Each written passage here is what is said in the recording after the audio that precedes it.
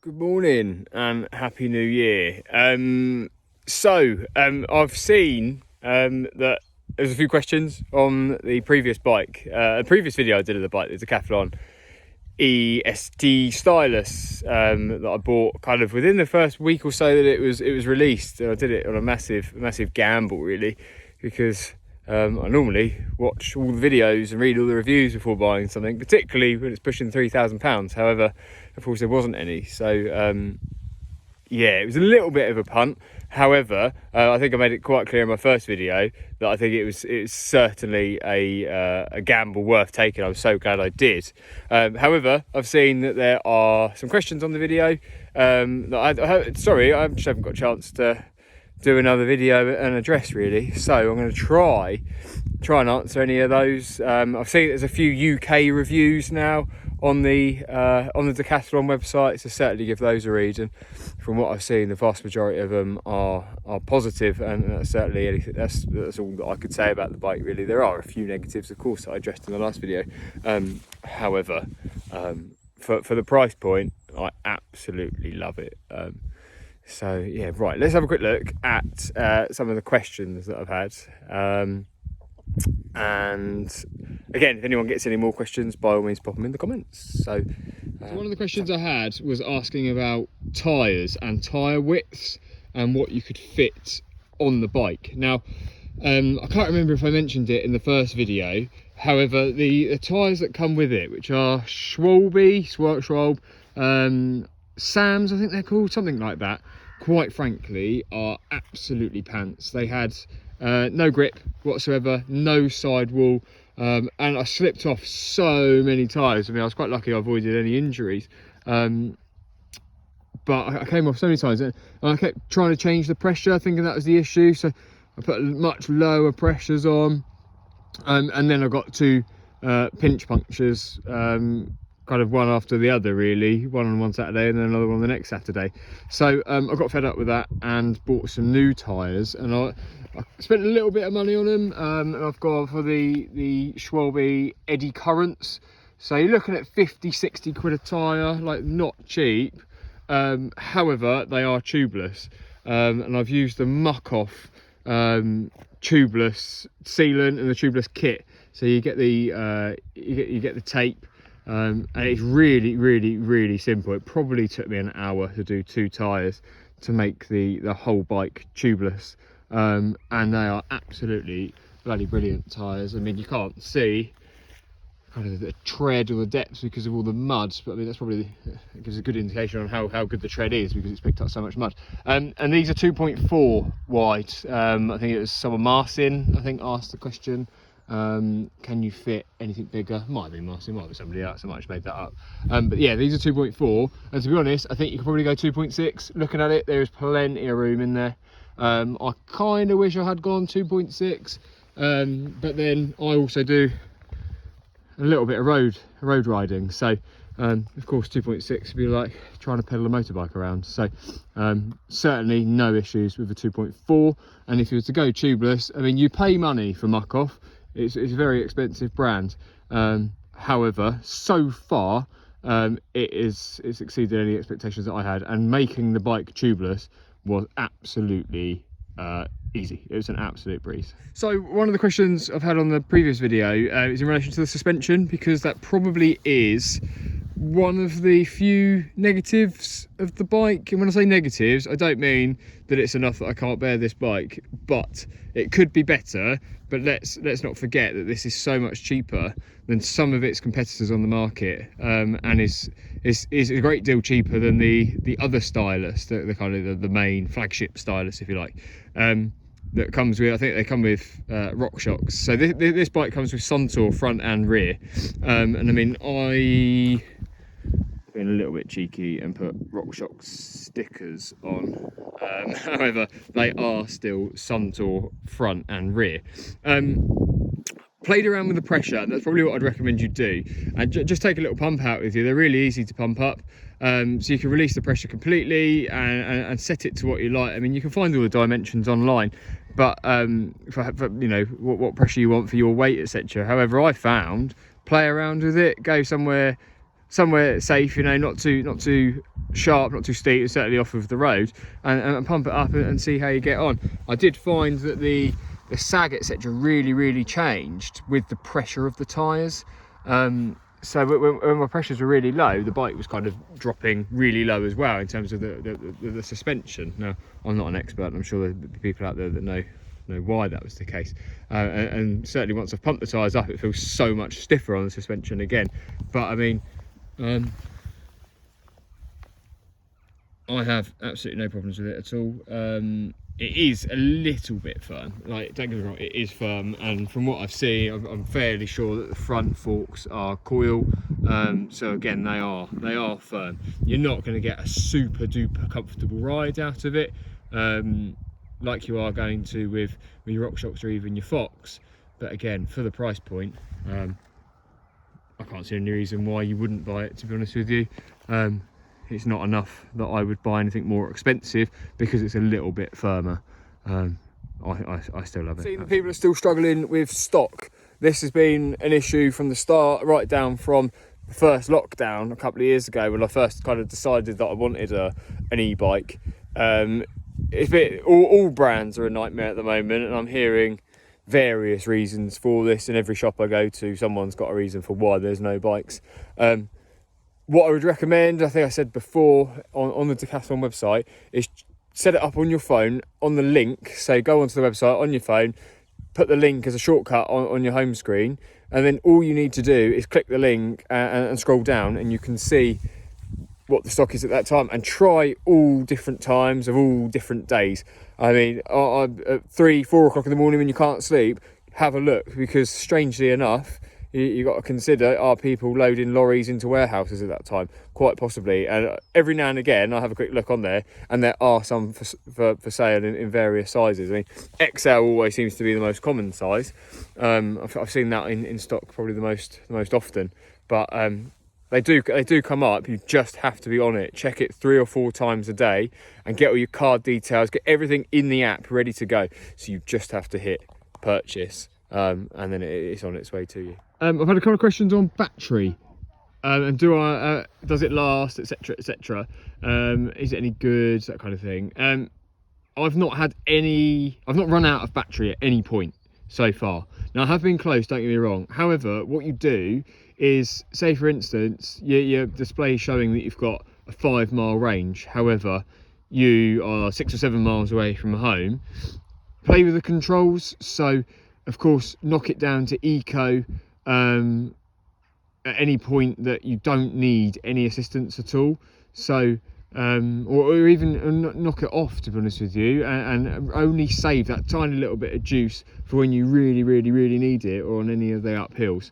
And you know, you don't need to be burning juice when you've got very limited on the flat, for example. There's no point. Just turn it right down or off, and make it last. And so far I've not got to the stage where I've completely run out, because the bike is so heavy, you always need some assistance. Like, you don't want to be riding this bike with it off, because it is very heavy, especially since I've put the bigger, wider, softer tyres on as well. I'm very conscious that I always need juice to get home. I have been in a situation where I've been quite far away from home, and then had to and thought I haven't got enough to get home. Unfortunately, the Bosch plugs, they're all pretty universal. So I met up with a friend of mine.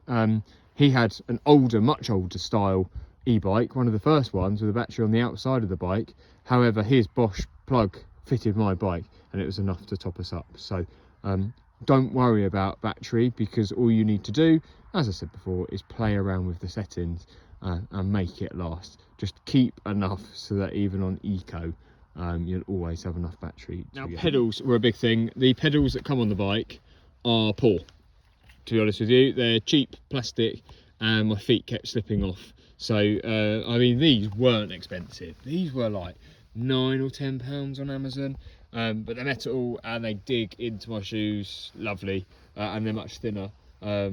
So yeah, factor that into your budget when you're spending £3 just on a bike. Just remember, another 10 quid for some better pedals, because the old plastic fantastics aren't so. Asked about getting the battery out.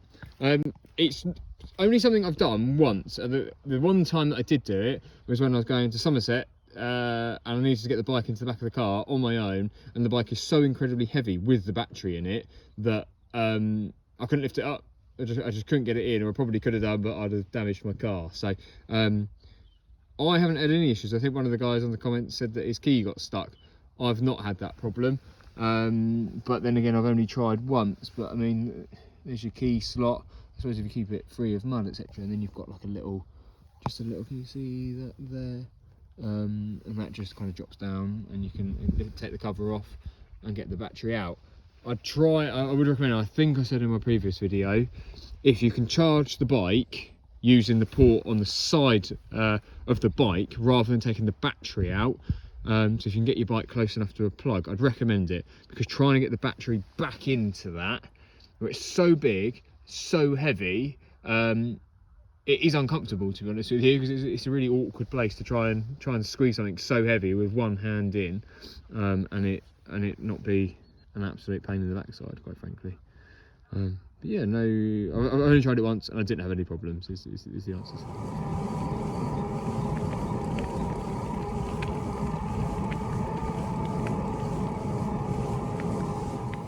A couple of other bits I thought of while I was, since I started the video. I'm now 10-15 miles further into the South Downs. I'm currently at Queen Elizabeth Country Park, doing some trails. So a couple of other bits I thought about after I bought the bike. Now I can't remember what it was. It might have been 30 days, might have been 90 days.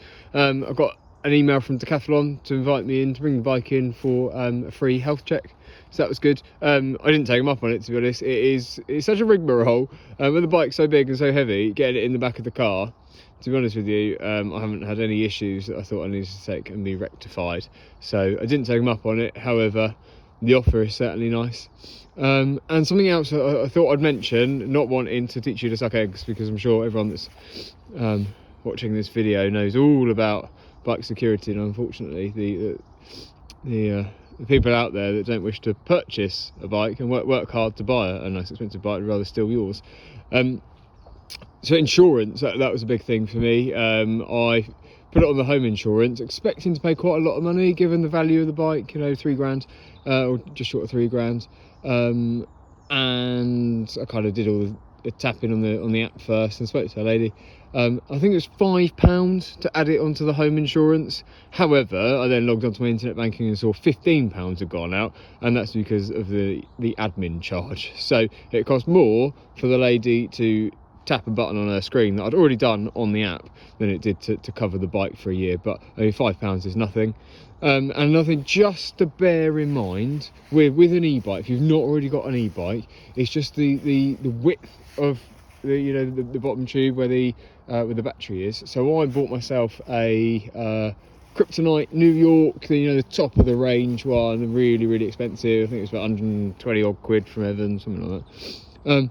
But that it's too wide, and you might just about get it around there. However, it's then so long to then try and get it around the lamppost or whatever is nigh on impossible. So you end up trying to lock it to the top one, and then of course that is often not ideal for wherever you're trying to lock it. So just bear that in mind when you're buying a lock and thinking about security before you buy it.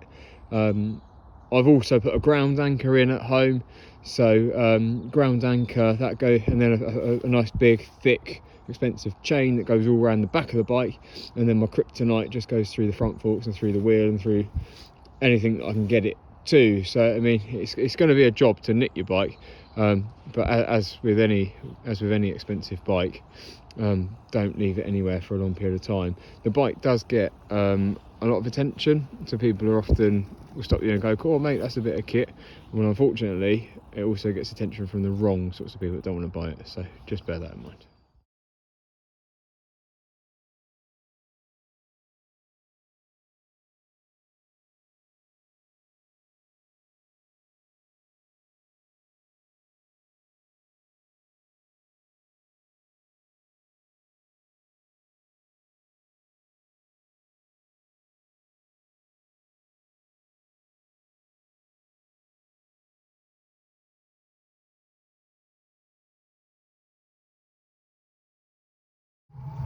So this is a pretty brutal hill. So what I'm going to do is I'm going to go through all the different settings, try and show you the speeds. So let's go off, and the bike is very, very, very laggy. I'm currently sat at 5 miles an hour, and to be honest, I'm not sure what the strength of my legs to be able to do that without the e-bike. 4.4 now. So onto eco. Up to 6.6 miles an hour. Good driving from him. Up to 7 miles an hour now. Right, look at that one. It's a tour. I'm really now starting to feel the assistance. So we're up to 8 now. Up to 8 miles now, 8.2. Nearing the brow. But we're getting there. Well, I can feel it, of course, but I'm not blowing. So up to E-mountain bike now. It's nearly. It's still at 8 miles an hour. This is generally where I sit on E-mountain bike setting. Kind of gauges what you need and when, like it. So 8 miles an hour. And then of course the turbo coming off a gear, up 2 gears, and it's got another one, and we're now up to 14 miles an hour, 15 miles an hour, 16,